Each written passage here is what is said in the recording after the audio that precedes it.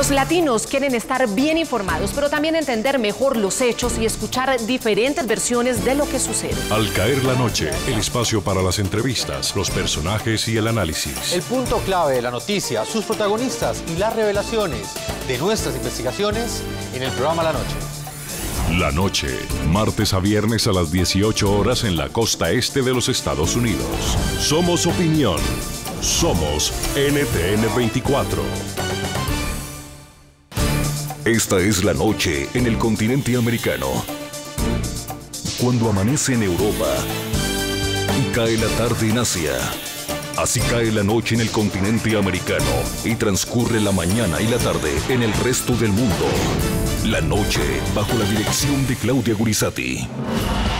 Tensión en Venezuela, a pocas horas de conmemorarse el primer aniversario del 12F. Mañana marchamos por aquellos jóvenes que se encuentran en la tumba, que se encuentran en el SEBIN, por todos los jóvenes que se encuentran con medidas cautelares actualmente, por todas aquellas personas que ni siquiera pueden ir al lugar donde fueron detenidos. Un año después de las históricas protestas y pese al profundo descontento que persiste en un amplio sector de los venezolanos, Nicolás Maduro y su régimen continúan en el poder y la violenta represión que ejecutaron contra los manifestantes pacíficos permanece impune. Se usa el sistema de justicia como arma política para crear temor en la población que manifiesta. La libertad de prensa está en cuidados intensivos, la censura persiste, los alimentos escasean y los disidentes que luchan por recuperar la democracia en Venezuela continúan siendo objeto de una persecución frontal por parte del gobierno. Esa matriz de opinión que ha habido lamentablemente no favorece a los que realmente se merecen que se les preste atención, que son las víctimas, a estas 43 personas que perdieron la vida. Hoy en el programa La Noche de NTN 24, el canal de las Américas, iniciamos nuestra cobertura especial del primer aniversario de las protestas pacíficas que por exigir democracia para Venezuela fueron brutalmente reprimidas por el régimen de Nicolás Maduro. El alcalde metropolitano de Caracas, Antonio Ledesma, el presidente del partido COPEI, Roberto Enríquez, y el exmiembro del comité ejecutivo de PDVSA, Pedro Burelli, analizan el estado de la democracia un año después de las manifestaciones del 12F y debaten si es ineludible o no la caída del régimen de Nicolás Maduro, tal y como lo plantea la oposición en una carta en la que proponen un acuerdo nacional para la transición política en Venezuela. Comienza La Noche, bajo la dirección de Claudia Gurizati. La Noche, bajo la dirección de Claudia Gurizati, enciende las luces para que usted vea el punto clave de la noticia. Soy Jason Calderón, bienvenidos. La noticia, el llamado a un acuerdo nacional para la transición que hizo la oposición venezolana en vísperas de la conmemoración del primer año del denominado 12F, en el que decenas de miles de ciudadanos venezolanos salieron a las calles a exigir respeto por las libertades democráticas. El punto clave de la noticia, las cicatrices que dejó en los venezolanos la cruenta represión de las manifestaciones que, pese a que eran pacíficas, fueron reprimidas con violencia por parte del régimen. Un año después, la democracia continúa agonizando en el país bolivariano. Los principales líderes de la oposición y de los estudiantes están encarcelados y los que no fueron enviados a prisión enfrentan todos los días una persecución sin cuartel que busca silenciar sus voces.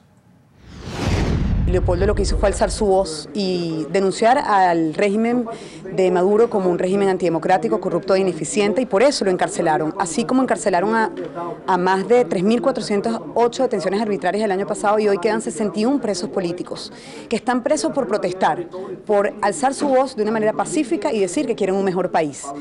Es legítima la protesta, siempre que sea pacífica, y está en la Constitución.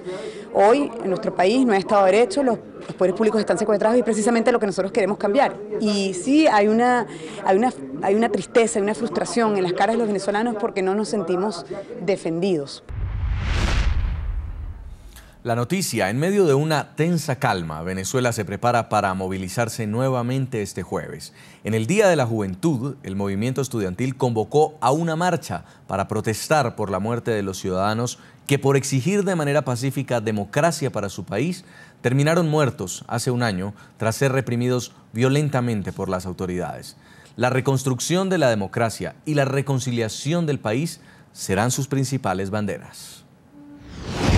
Que el día de mañana hemos convocado a todos los estudiantes de Caracas, a toda la sociedad civil, a los profesores, a los profesionales, a los trabajadores, a todos que nos acompañen al gran acto del Día de la Juventud a las 11 de la mañana en el aula magna de la UCB. Ahí estaremos anunciando la declaración de febrero. La declaración de febrero, que son los lineamientos de acción para la lucha que vamos a estar dando en este año 2015. Los lineamientos de la protesta pacífica que vamos a emprender. Los lineamientos para la liberación de nuestros compañeros que todavía están detenidos.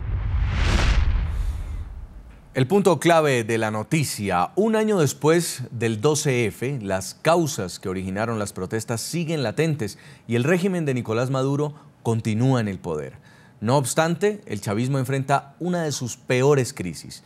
El mal estado de la economía tiene en aprietos al gobierno y se está convirtiendo en la principal amenaza de Nicolás Maduro para permanecer en el poder.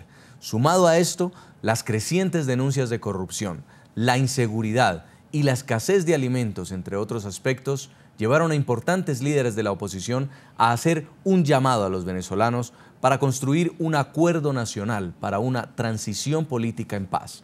Este sector de la disidencia parte de la idea de que es inevitable el derrumbe del régimen y que por ello deben sentarse desde ya las bases para que la democracia regrese a Venezuela.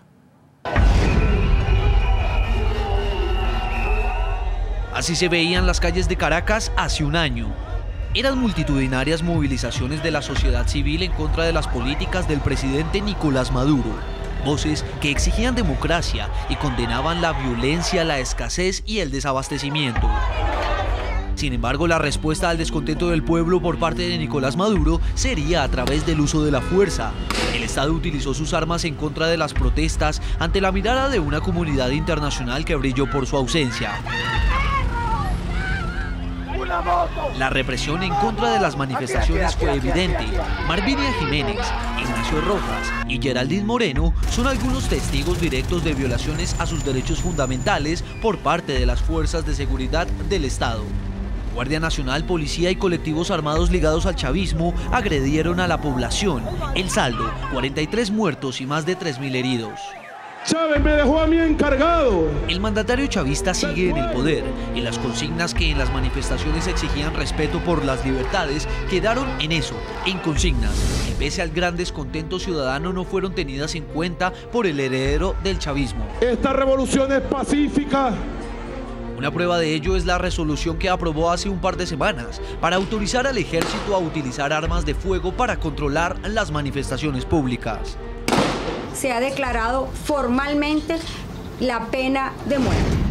Bueno, se han dedicado a extraer y a descontextualizar de ese documento hermosísimo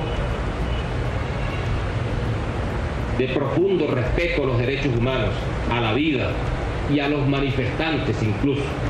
Pese a la represión, la persecución política y la falta de libertades democráticas, el descontento de la sociedad civil y la oposición sigue en pie. Una oposición que con un Leopoldo López desde la cárcel, con María Corina Machado diputada destituida y con Antonio Ledesma, alcalde metropolitano de Caracas, le siguen enviando al pueblo venezolano un SOS para superar la crisis a través de este documento. El texto se titula Acuerdo Nacional para la Transición y tiene como objetivo allanar un camino a la reconstrucción del país a través de 3 ejes: el político-institucional, el social y el económico. El pueblo de Venezuela vive una de las circunstancias más difíciles de su historia, a la que ha sido llevado por un régimen que en los últimos 16 años ha aplicado un modelo fracasado y ha ejercido de manera impune la antidemocracia.